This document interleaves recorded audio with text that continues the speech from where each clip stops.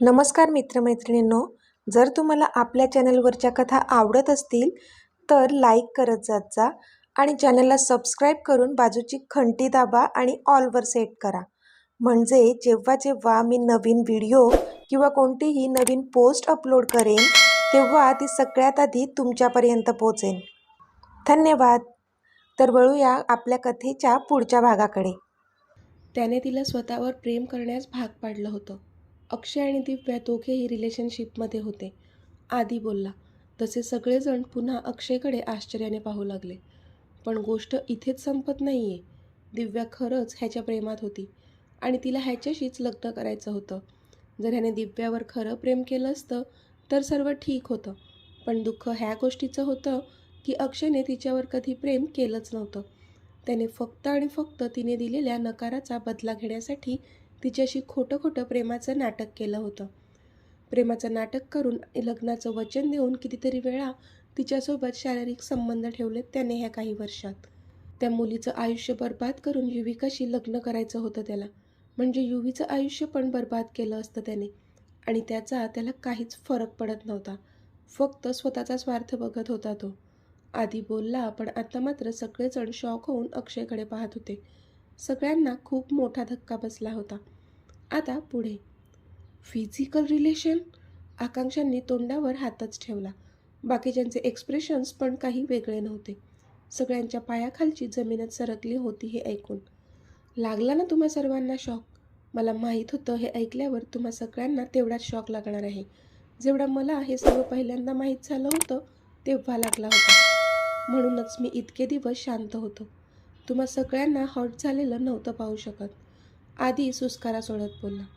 पण इथे घरातले सगळेजण शॉक होऊन अक्षयकडेच पाहत होते आणि अक्षयच्या कपाळावर घाम जमा झाला होता. तुम्ही सर्वजण असे का माझ्याकडे पाहत आहेत? हा आधी खोटं बोलतोय. मी असं काहीच नाही केलंय. अक्षय घाबरतच बोलला. अजून किती खोटं बोलणार आहेस अक्षय? स्वतः जी चूक केली आहे ती मान्य करण्यातच तुझी भलाई आहे. आदी बोलला. तू गप रे. आई, बाबा, मी काहीच नाही केलंय. हा आधी खोटं बोलतोय. त्याला युविकाला सोज्वळ असल्याचं सिद्ध करायचं आहे म्हणून तो असं बोलतोय आणि कोणत्याही गोष्टीला मला अडकवतोय. मी काहीच नाही केलंय बाबा. अक्षय आता अक्षरशः रडारडी करत होता. अच्छा, काहीच नाही केलंस तू? अरे आत्ता तरी खरं बोल. निदान आता तरी आपल्याच घरच्यांना फसवू नकोस. आदी बोलला. आधी पास करा रे. तुझं आणि युविकाचं नातं पवित्र दाखवण्यासाठी तुम्हाला अजून किती खाली पाडणार आहेस? अक्षय रडून बोलला, पण त्यावर आधी मात्र चिडला. तुझी जी लायकी आहे ना तीच दाखवतोय मी. माझ्या मनाचं काही नाही सांगत. आणि राहिला प्रश्न आमच्या नात्याचा, तर आमचं नातं तेव्हाही पवित्र होतं आणि आजही पवित्रच आहे. म्हणून कदाचित नशिबाला सुद्धा झुकावं लागलं आणि आमचं लग्न झालं. आधी बोलला तसा अक्षय रागात त्याच्याकडे पाहू लागला. हे सगळं त्या दोन कवडीच्या मुलीसाठी होतंय ना? एवढी कॅरेक्टरलेस मुलगी आहे ना ती, तिथेच हॉस्पिटलमध्येच का नाही मेली ती? अक्षय दातोट खात बोलला. पण आत्ता मात्र आधीचा स्वतःवरचा ताबा सुटला आणि त्याने रागात जाऊन अक्षयच्या कानशिलात लगावली आणि पुन्हा त्याला मारणार त्या आधीच अनयने त्याला मागे खेचलं. माइंड युअर टंग अक्षय. बायको आहे ती माझी. आधी अक्षरशः रागाने थरथरत होता. तू जा रे. तुला तर सोडत नसतो मी. अक्षय पण चिडला होता. तुम्ही दोघंही शांत बसायचं काय घ्याल? नुसतं भांडण भांडण सुरू आहे कधीपासून. घर नाही तर कुरुक्षेत्रच आहे जणू. यशराज चिडून बोलले. मी शांत बसणार नाही डॅड. आणि अक्षय, तू कान उघडून ऐक. ती मुलगी म्हणजे माझी बायको आहे आणि तिचं नाव युविका आहे. तिच्याबद्दल एकही चुकीचा शब्द मी ऐकून घेणार नाही आणि जर पुन्हा तू तिच्यासाठी असे शब्द वापरलेस तर माझ्या इतका वाईट कोणीच नसेल. आधी चिडून बोलला. त्याचं पण बरोबरच होतं. कालपासून बिचाऱ्याचा जीवात जीव नव्हता. युविकाला शुद्ध येईपर्यंत त्याचा जीव टांगणीला लागला होता आणि आत्ता तिला बरं जरी वाटत असलं तरी अजून तिच्यावरचा धोका टळला नव्हता. मग आत्ता जर अक्षय तिच्या मरणाबद्दल बोलत असेल तर कसा कंट्रोल करू शकणार होता तो त्याचा राग? अक्षय, तू मला सांग, जे पण आधीने सांगितलं ते खरं आहे का? आता आकांक्षांनी विचारलं तसा अक्षय 2 मिनिटं शांतच राहिला. तसा आता आधी हाताची घडी घालून त्याच्याकडे बघत उभा राहिला. अक्षय, उत्तर दे मला. आकांक्षांनी चिडून विचारलं, कारण अक्षय काहीच बोलत नव्हता. नाही, मी असं काहीच केलेलं नाही आहे आणि जे पण आधीने सांगितलं आहे ते साफ खोटं आहे, अक्षय शांतपणे बोलला. ठीक आहे, तुझ्याकडे काही पुरावा आहे का तू निर्दोष असल्याचा? आकांक्षांनी विचारलं. आकांक्षा, अगं तू काय विचारतेस? तुला खरंच असं वाटतंय का की अक्षय असा वागू शकेल? रविराज बोलले. तुम्ही प्लीज थोडा वेळ शांत राहा प्लीज. अक्षय तू सांग, आहे तुझ्याकडे काही पुरावा? आकांक्षांनी शांतपणे विचारलं. त्यांना पण आता आधीला खोटं ठरवायचंच होतं, कारण त्यांच्या मुलावर त्यांचा विश्वास होता. तो कधीच खोटं बोलणार नाही माहीत होतं त्यांना. माझ्याकडे कोणताच पुरावा नाही आहे मी निर्दोष असल्याचा, पण मी एक करू शकतो ज्यामुळे तुम्हाला पटेल मी खरं बोलतोय. अक्षय एक कटाक्ष आधीवर टाकत बोलला. तसे सगळे आता अक्षयकडे पाहू लागले. आधी पण विचार करू लागला की आत्ता हा दुसरी कोणती नवीन चाल चालणार आहे. आई, मी तुझी शपथ घेऊन सांगतो की आता आधी जे जे बोलला ते साफ खोटं आहे. मी असं काहीच चुकीचं वागलो नाही आहे. तसा तर मी स्वप्नात पण विचार करू शकत नाही. अक्षय बोलला तसे आकांक्षांचे डोळे पाणावले आणि इथे आधीचे डोळे मात्र विस्फारले. त्याच्या दोन्ही हाताच्या मुठी त्याने रागाने खट्ट आवळले. यू ब्लडी बास्टर्ड, छोटी आईची खोटी शपथ घेताना तुला लाज कशी नाही वाटली? अरे आई आहे ना ती तुझी, देवाला तरी घाबर. तुझी जीभ का नाही झडली हे बोलताना? आधी त्याच्या अंगावर धावत गेला होता आणि त्याने त्याची कॉलर पकडून तो त्याला जाब विचारत होता. आधी सोड त्याला, सोड. अनय आधीला अक्षयपासून दूर करत होता, पण आधी मात्र त्याला सोडत नव्हता. पण इतक्यात अनयला बाजूला करून कोणीतरी आधीला खेचलं आणि जोरात त्याच्या कानाखाली चढवली. आधी पण तेवढ्याच रागात समोरच्या व्यक्तीवर हात उचलणारच होता, पण रागात आपल्यासमोर उभं असलेल्या त्या समोरच्या व्यक्तीला पाहूनच आधी शॉक झाला आणि गालावर हात ठेवून त्यांच्याकडे तो आश्चर्याने पाहू लागला. कारण समोर उभी असलेली ती व्यक्ती दुसरी तिसरी कोणी नसून खुद्द आजोबा होते. आजोबा, तुम्ही तुम्ही मारलं मला? आधीने भरल्या डोळ्यांनी विचारलं. कारण ज्या आजोबांनी फक्त आणि फक्त लाडच केले होते त्याच्यावर, त्याच आजोबांनी आज पहिल्यांदा त्याच्यावर हात उगारला होता. पण आधीच्या प्रश्नाचं उत्तर देणं सोडून आजोबा त्याच्याकडे रागात पाहत होते.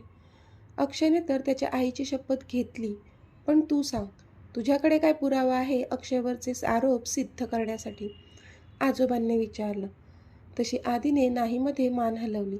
त्याला आता किती जरी वाईट वाटत असलं तरी आता शांत राहून चालणार नव्हतं. मी स्वतःच्या डोळ्यांनी त्या दोघांना त्या असहज परिस्थितीत पाहिलं आहे हॉस्पिटलमध्ये, आणि हे सगळं जे मी तुम्हाला सांगितलं ते सर्व अक्षयने स्वतः मला सांगितलं आहे. आधी बोलला. आधी खोटं बोलतोय. असं हॉस्पिटलमध्ये काहीच घडलं नव्हतं आणि मी असं कधीच काहीच बोललो नाही आजोबा. मी काही केलंच नाही तर मी का सांगेन तुला हे सर्व आधी? आणि मुळात जर तू म्हणतोय की हे सर्व मी केलं आहे, पण मग आरोपी स्वतःचाच गुन्हा स्वतः का कबूल करेल? अक्षयने विचारलं. तसा आधी पुन्हा त्याच्याकडे रागात पाहू लागला. बरोबर बोलतोय अक्षय. कोणताच गुन्हेगार स्वतःचा गुन्हा स्वतः कबूल नाही करत, रविराज बोलले. पण काका, त्याने कबूल केलंय हे, आधी बोलला. शांत राहा तुम्ही सगळे. आजोबांचा आवाज आला तसे सगळे शांत झाले. तू त्या मुलीचं काय नाव सांगितलंस? दिव्या. हो, त्या दिव्याला इथे बोलावून घे. ती इथे आल्यानंतर काय खरं आणि काय खोटं सगळं कळेल, आजोबा बोलले. हो हो, बोलाव दिव्याला, अक्षय बोलला. पण आता आधी दिव्याला कुठून आणणार होता? ती तर गायब होती ना. अक्षयनेच तिला गायब केलं होतं आणि ते सुद्धा अक्षयनेच त्याच्यासमोर कबूलसुद्धा केलं होतं. आधीने अक्षयकडे रागात पाहिलं. काय झालं? आजोबा बोलले ना दिव्याला बोलाव, मग बोलाव ना तिला. असा गप्प का झालास?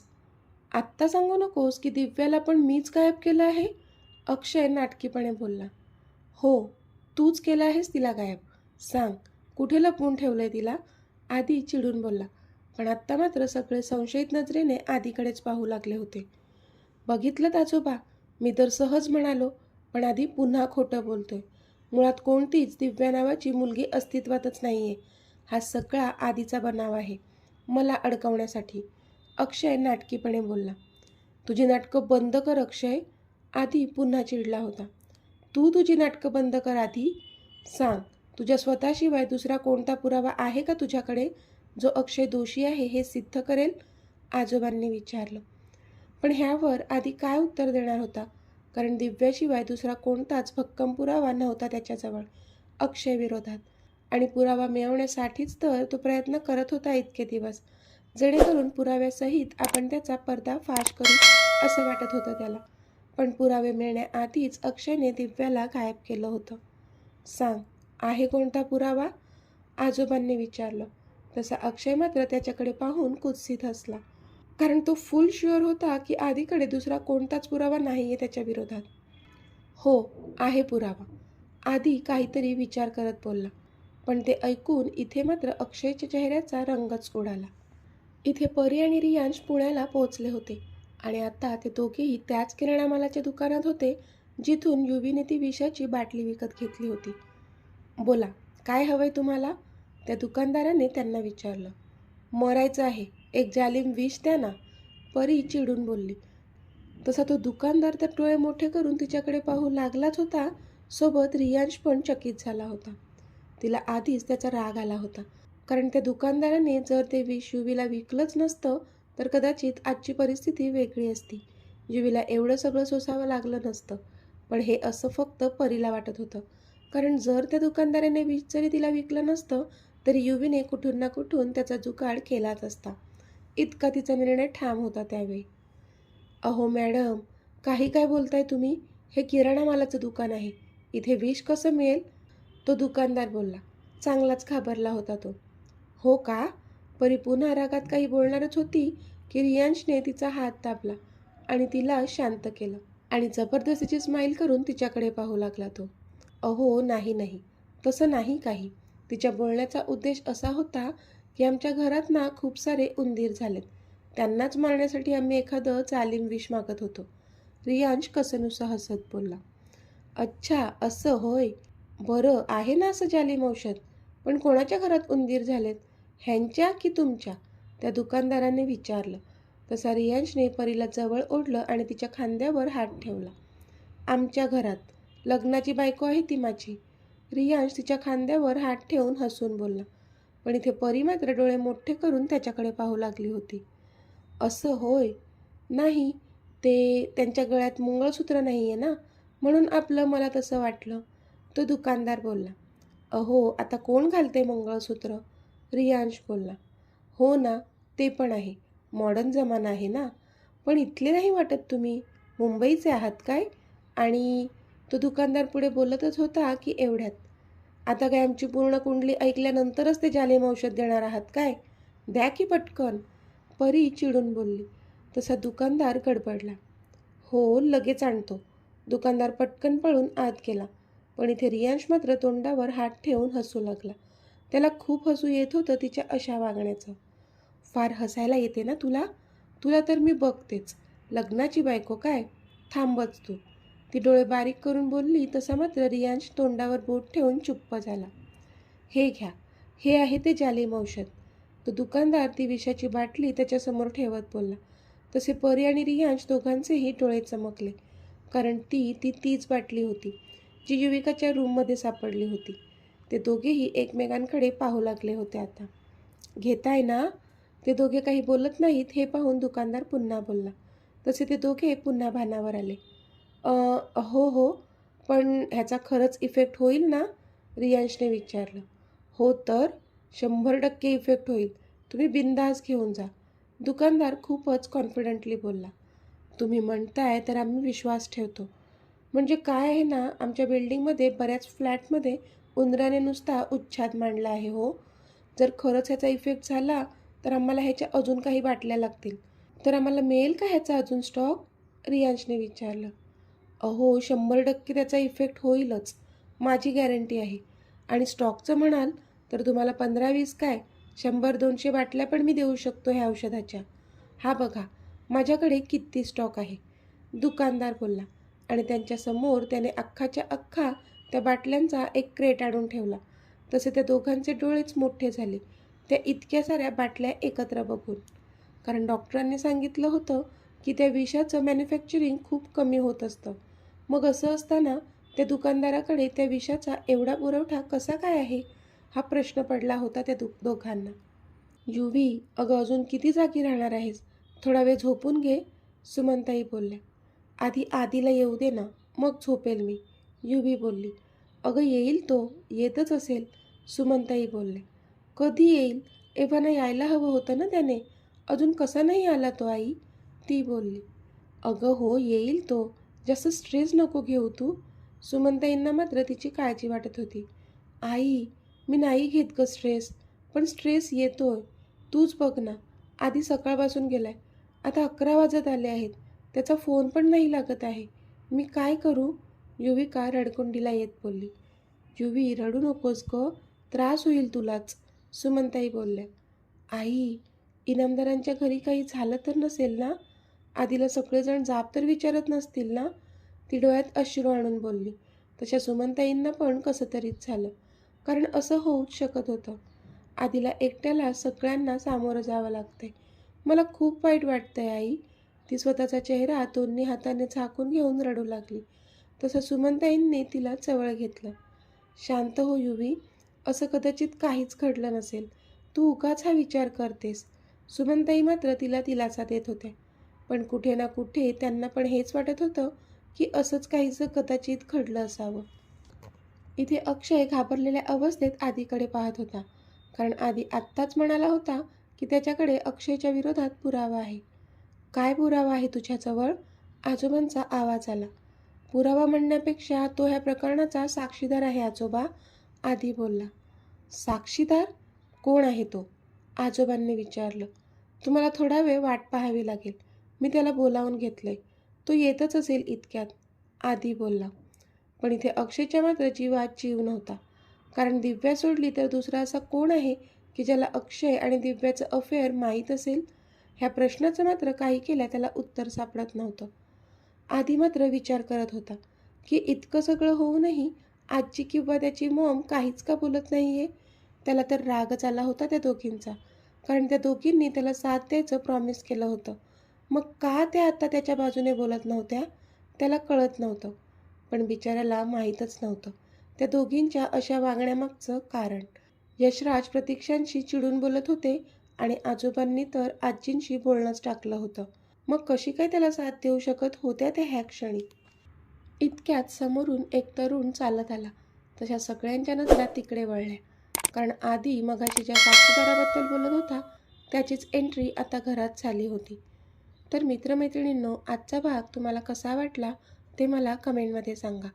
आणि जर आवडला असेल तर व्हिडिओला लाईक करा, शेअर करा आणि चॅनलला सबस्क्राईब करून बाजूची घंटी नक्की दाबा. चला तर भेटूया आपल्या पुढच्या भागात. तोपर्यंत धन्यवाद.